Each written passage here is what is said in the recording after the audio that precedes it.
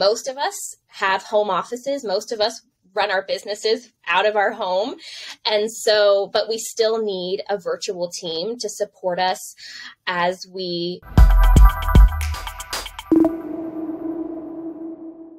are going to have a really good conversation with April Michelle. So let's start with, what is a VA?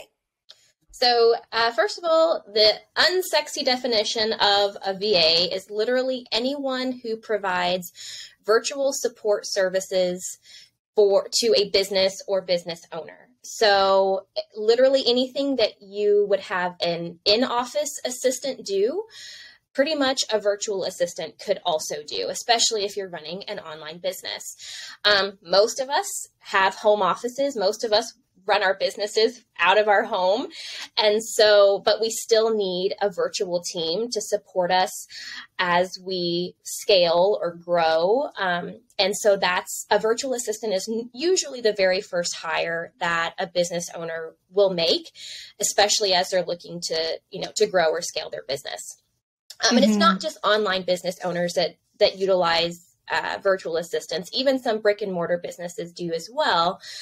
But a lot of the tasks that most business owners will outsource to a virtual assistant are those basic admin tasks, data entry, social media, scheduling, post creation, proofreading, editing, scheduling, community management, customer service, email inbox management, you name it. So there's an endless list of tasks that you can outsource to a virtual assistant.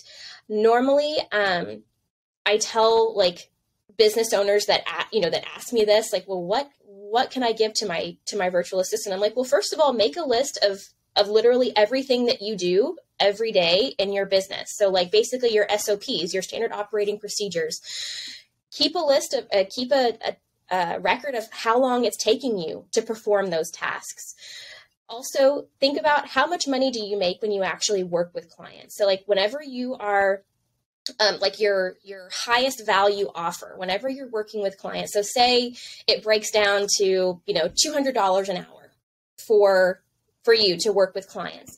So think about it. Every time you are spending an hour responding to emails or scheduling posts or, proofreading or whatever, that's costing you $200 when you could actually outsource that to a VA for a fraction of that amount. And then you could spend more of your time and energy on the big picture projects that only you can do. Only you can work with your clients. Only you can do those things. So anything else can technically be outsourced to a virtual assistant. Yeah. I remember when I was first starting, I hired this woman named Ambreen, and she was my very, very first hire. She was in the Philippines.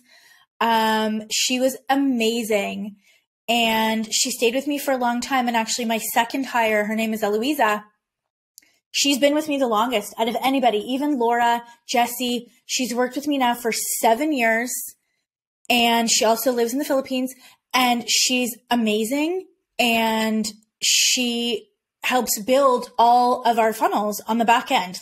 She works in ClickFunnels, she works in ActiveCampaign, she builds all of our stuff on the back end. And she's worked full time for me almost since the beginning. And we've just taught her everything. And it's such it's a beautiful relationship, because I know that, I know we pay her well, and I know she's been able to support her children that way. And it's been so helpful for me, because these are things, again, that we don't need to be spending, we should not be spending our time on, frankly. Right. And so if you're listening to this and you're like, I have no time, my suggestion would be do what April Michelle just said and make a list, make a list of the things. And the thing that I call it, and I did this with my clients also, is I call it the frustration list. I'm like, make a list of everything in your business that frustrates you. I remember the first time I did it, I had 86 items. I'll never forget this as long as it was 86 items long. And I was like, and the goal is to not do those things. And it might take a year or 2 or 3 for you to get rid of all of those things, but you don't have to do the things that you hate doing. aside from marketing and selling. Because if you hate those things, then maybe you're in the wrong business. But, or you just don't know how to do them in a way that you actually can enjoy them and they feel authentic and lovely to you. But like things like customer service, admin, spreadsheets, all of those things, like you don't need to do those things.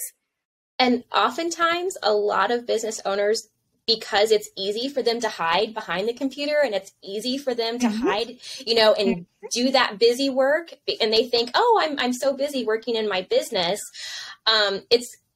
I hate to say it, but it's kind of an excuse to not do, get out in front of like your ideal clients and do the marketing and make the connections and have the conversations. So it's like you kind of busy yourself in the nuts and bolts when really the things that are going to be moving you forward is the marketing, is the conversations. And so by outsourcing those tasks, you have more time to do that.